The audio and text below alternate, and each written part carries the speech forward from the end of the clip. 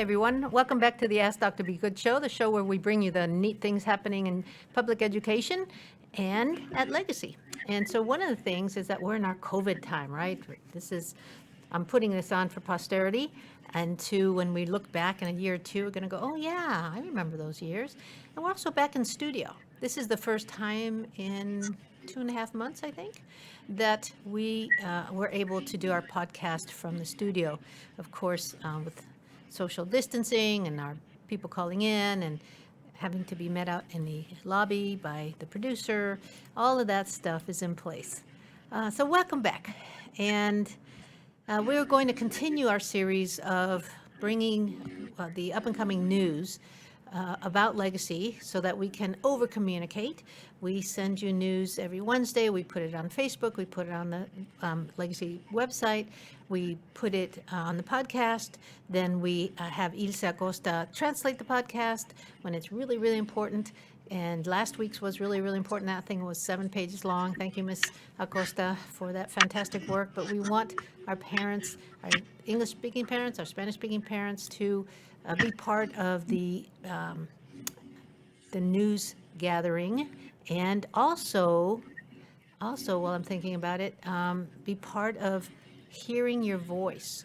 But before we go on, let me make sure that I take the time to introduce who we have with us today. Ms. Forge, would you want to talk a little bit about who you are? Yes, I'm Natasha Forge. I'm the College and Career Counselor at the Mesquite campus. And today I'll be talking with you guys about graduation and credit recovery. Thank you. And Ms. Delgado? Hi, I'm a Mesquite West High School Science Facilitator. Thank you for being on. And Ms. George? Yes, good afternoon. I'm the Mesquite West High School Math Algebra 1 Facilitator. And it's good to have you. You all are going to talk a little bit about what's happening in our secondary summer school. Last week we had on people to talk about elementary, and since last week we've actually had an elementary commercial that was made, and also I believe a secondary commercial in Spanish. So we're going to run those. As we get more technical and as our teachers get more technical and more comfortable with technology, they are rapidly being able to do things like get commercials for us and marketing videos and so forth. So let's go ahead and run the English elementary summer school program video. Hi, Legacy families. This is Miss Montgomery. I'm excited to tell you about a summer program that Legacy has put together for the kids. It begins June 3rd and runs through June 26th. And it is going to be a lot of fun. The kids are going to go on a virtual camping trip, and they're going to incorporate all of their content subjects into planning the trip, as well as their electives. So please go online and sign them up. It is going to be a blast. I hope everyone is healthy and having a great day. All right, good. That was Miss Montgomery, 4-5 ELA teacher for Plano, and we appreciate her putting together that video.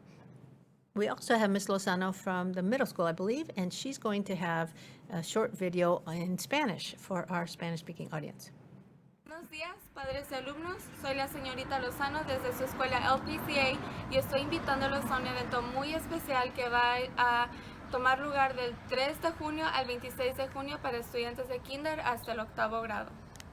Este año es muy peculiar, ya que los llevaremos a un viaje virtual académico lleno de actividades, prácticas y oportunidades de aprendizaje para mantener su mente y cuerpo activos durante el verano.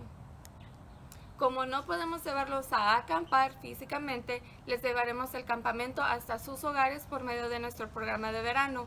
El programa incluye las 4 clases principales que son las matemáticas, lectura, ciencias y estudios sociales. Nos centraremos en aplicaciones con el mundo real y actividades interactivas que los harán sentir como si en realidad estuvieran acampando. También ofreceremos clases optativas en el que podrán elegir sus estudiantes lo que deseen explorar. Tienen la opción de elegir entre los siguientes cursos: campamento chino, donde podrán explorar la cultura china y practicar mandarín; arte digital, arte orgánica, música, bienestar, taller de teatro, liderazgo, deportes electrónicos y fotografía.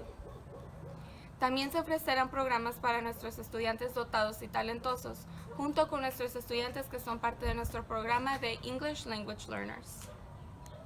Para registrarse y ser parte de nuestra increíble oportunidad, sigan el enlace publicado en la página de Facebook de Legacy, llame a nuestra oficina principal o comuníquese por correo electrónico con uno de los maestros de su hijo o hija.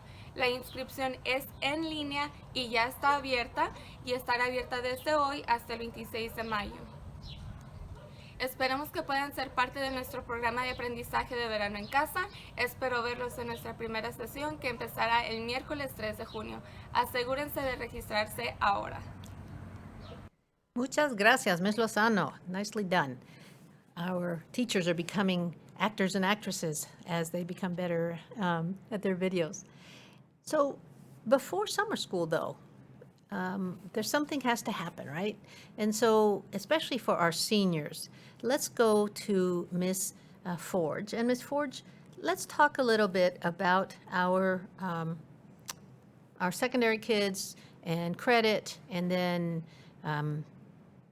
we'll talk about graduation. So what do you have to tell parents about those students in 9th through 12th who, through whatever reason, we have not been able to connect with them, or they have not been online as much as they should? What is a way that they can make that up and we can still get them to the next grade in the fall? Yes. So the state of Texas states that students have to graduate with 26 credits. So what happens is the credits are sectioned by subject. So there's like 4 credits for English, 4 for math, 4 for science, 4 for social studies. So what students don't really realize is that they only really focus on the credits. They don't focus on the subjects. So that's where sometimes when they feel like, oh, it's okay if I fail this class, that's not necessarily true, because they do need those credits for graduation purposes. So when I look over transcripts, some students may have failed the first semester of a course, but then passed the second semester. So one of our local policies is if the student passes both semesters with a grade of a 70 or above, then that's the average, then we will award them credit for the year. However, if they make a 68 or below, then they do have to pass the one subject, such as English 1A, or if they fail both A and B, then they'll have to take A and B. So we do offer that opportunity through credit recovery through a program called Edgenuity. And with Edgenuity, we have all of the core classes on Edgenuity, as well as PE and some fine arts classes. So that way we can ensure that all of our students graduate on time. So if a parent in any grade, 9, 10, 11, 12, is unsure about his or her status, should they call you or Ms. Zambrano, depending on what school they're at? Yes, they would want to contact the counselor. Yes. 469-249-1099 is the telephone number where any of the schools can be reached. And it is imperative that parents ask questions about credit when their child is in high school. So thank you for that. Now, I know we've had some clarification around the actual graduation ceremony. Well, I'm just going to say one more thing to Okay. that, because this is very important. Okay. So if a student failed a course subject, such as an ELC subject course, such as English 1, English 2, biology, U.S. history, or algebra 1, if they do not complete that course this summer for, a passing grade, then if they have to take that class on Edgenuity in the fall, then they will be responsible for that ELC. You're right. We need to emphasize that. So any child, like especially 9th grade, right? 9th grade child who, for whatever reason, is not passing 9th grade English 1, Algebra 1, biology, they must try their best to pass those courses this summer on Edgenuity so that they don't have to take the end of course test as part of the graduation requirement. This is a gift from the state, and it will never come again, right? So if they fail it by failing to go to school this summer or the end of this semester and then this summer, then they have to take it over again and they still get to take the test, right? That should be incentive enough, right? Yes. So talk to us about graduation. So we have made plans for graduation. It will be June 13th at 9:30 at the Devil's Bowl Speedway at 1711 Lawson Road in Mesquite, Texas.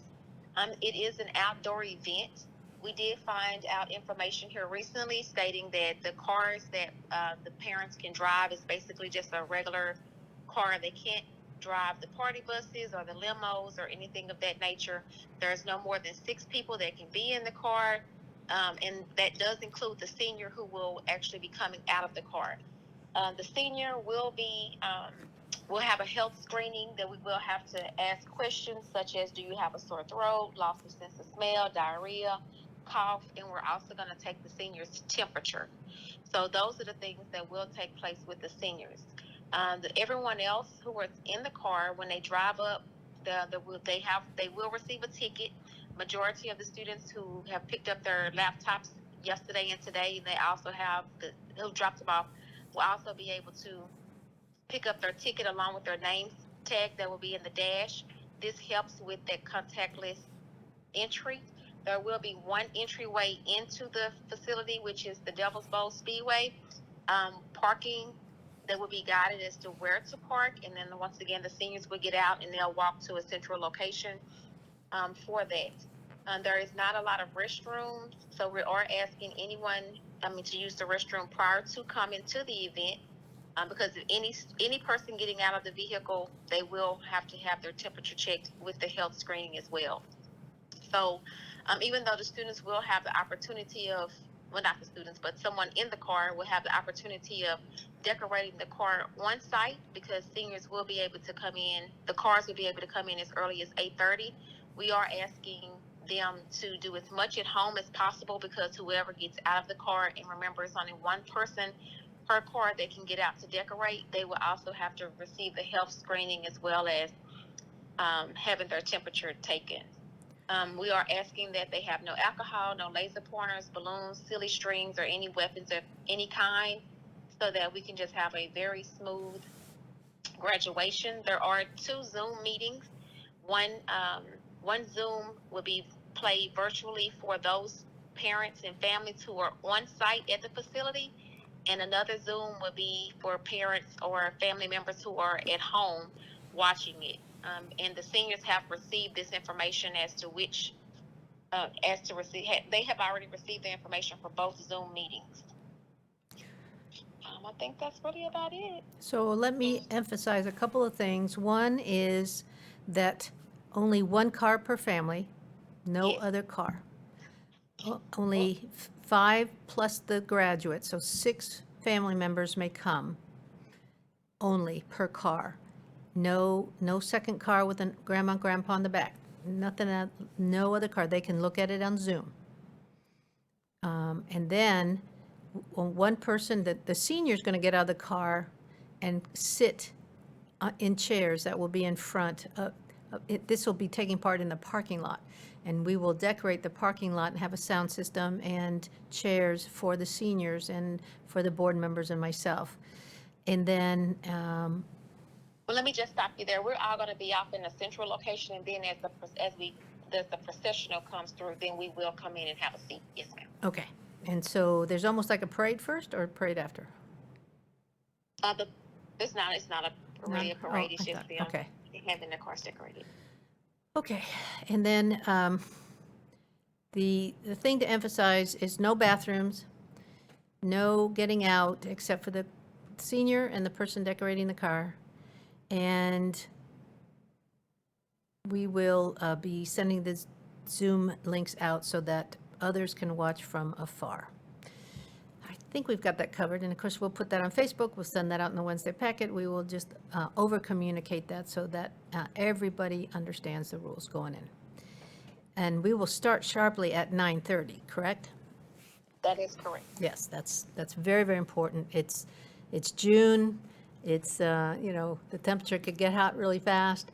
The kids are wearing robes on top of regular clothes. We need to start our ceremony at 9:30, and we do have Chris Henderson, a locally known motivational speaker, coming and joining us. So we will have a real ceremony, just in an unusual place this year. And I don't want to give anything away, but we do have some gifts for the seniors. So, and I hope they enjoyed their senior signs. Did everybody come? Most everybody come and pick up their senior sign? Yes, they did. Majority of them did. And then the ones who didn't, they're able to get them this week as they're returning their laptops. Okay. And that's one more thing. Students who need additional time to complete their assignments, they don't have to referring to the seniors, they don't have to turn in their laptops. They will have up until June 12th to complete all of their assignments, as well as turn in their laptops on that day. Okay. We're doing everything, it sounds like we're doing everything we can to make sure that every senior has a good, unique experience and every chance in the world to complete their work so that they can graduate. Yes, ma'am. That's our goal. All right. Well, thank you very much. So that leads us into why our secondary summer school is so important. And so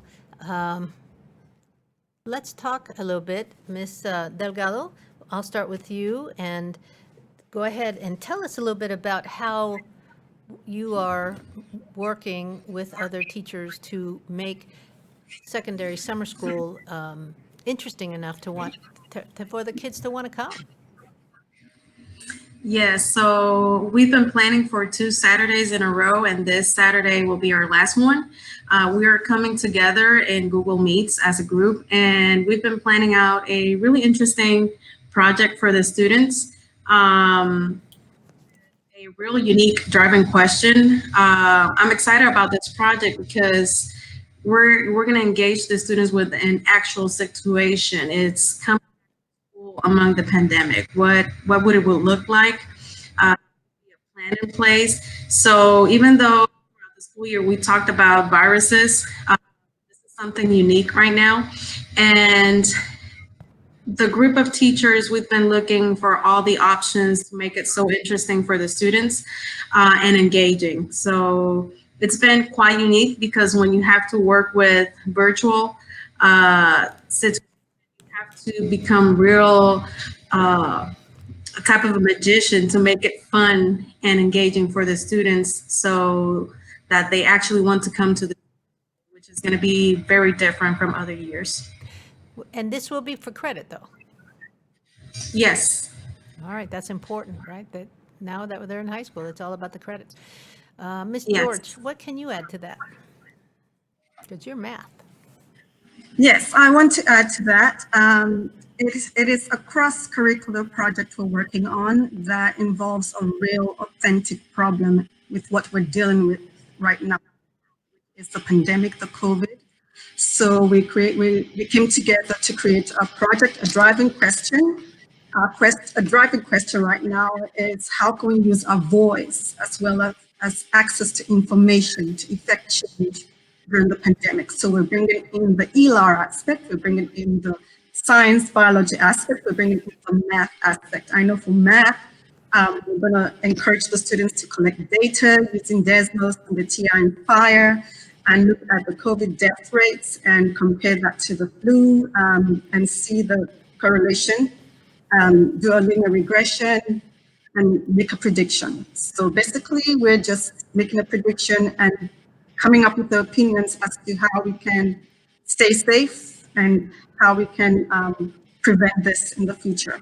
So it's really engaging, and the end product, students have a choice to do a newsletter, do a video,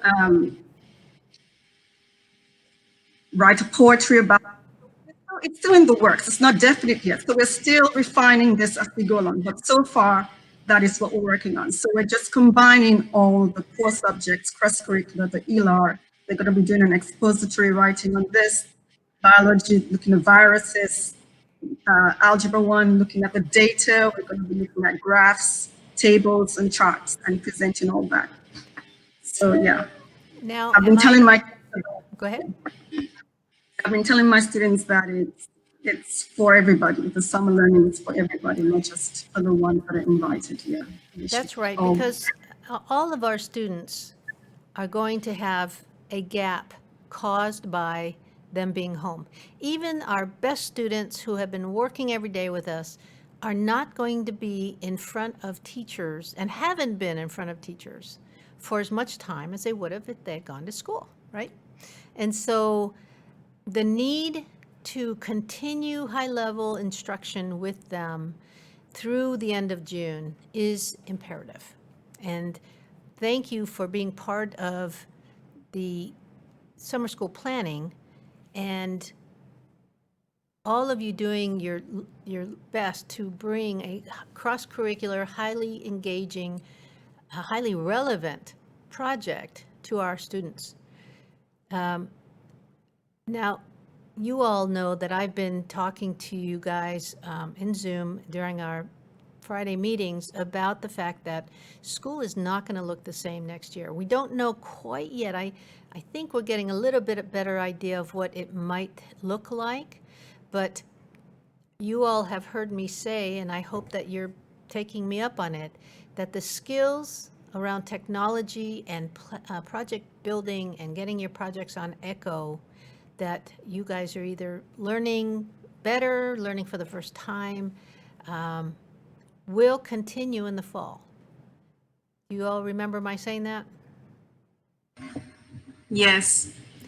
And so how do you guys feel about the fact that this is the type of project work that teachers need to be doing all the time in case we have a situation next year where we have some students who stay home and learn from home, while we have some students who come to school, maybe not every day, maybe every other day.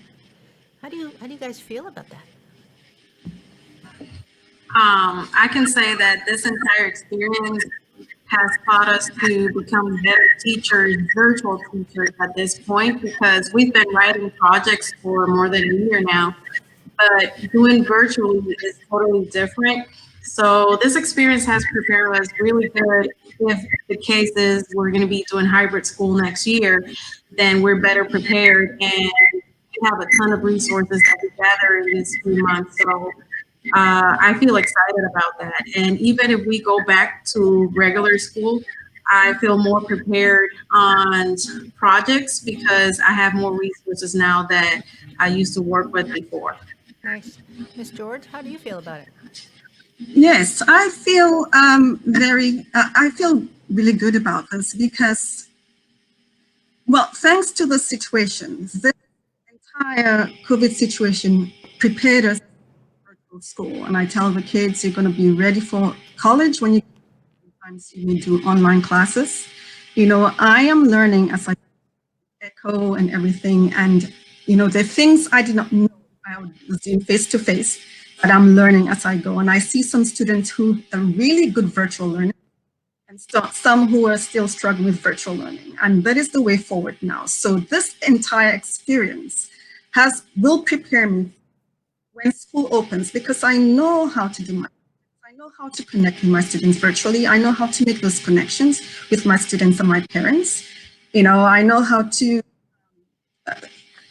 what I have to do to get them engaged virtually. So it has really prepared not only me, but the rest, everyone, all the school teachers and also the students as well, with what will be happening in the fall should we continue with virtual learning. You're exactly right. So ladies, it sounds like you've embraced the new norm, which is not all the way created yet, but we're getting there. I'm almost positive that we will see school, and maybe we need to look at it as those that do better in virtual learning should stay virtual learning from now on, because we have found the way to teach them better. And then we have less kids in the school building while we have the virtuals at home. And that leads to smaller groups for the teachers to work on those skills that, especially now during COVID slide, have shown that they're weak. And so we need to work on them. And so thank you for coming on and for sharing your excitement around the summer school and about the coming school year. I can tell that you're as curious and ready as I am. So we only have a few minutes left, as I mentioned before the podcast. 30 minutes feels like 5. So I did want to mention a few more things. We have the survey. Parents, I've not gotten enough of you to fill out the survey, telling me what you think about some different school models, telling me what you think about virtual school versus at school. And so please, I put the link back in the post with this podcast. Also, we have, starting tomorrow, we have the sort of, what do you call them, crossover bridging parades for grades kinder, 5th grade, and 8th grade. I think there's some kinders tomorrow. I think kinders are tomorrow. 5th grade is Thursday. 8th grade is Friday, I believe. But make sure, I don't want to tell you wrong, look at your Wednesday packet information. If you don't have your Wednesday packet information, you can check your emails. We send school messenger out every Wednesday. We also put it online on the Facebook page. We have been sending quite a bit home through messenger lately because we want to over-communicate with you. So please, if you don't have any emails from us, call the school or call Margaret Griffin, M. Griffin, let me make sure I say that right, so that she can check you in the system. Margaret Griffith, MGRIFFITH @legacypca.com.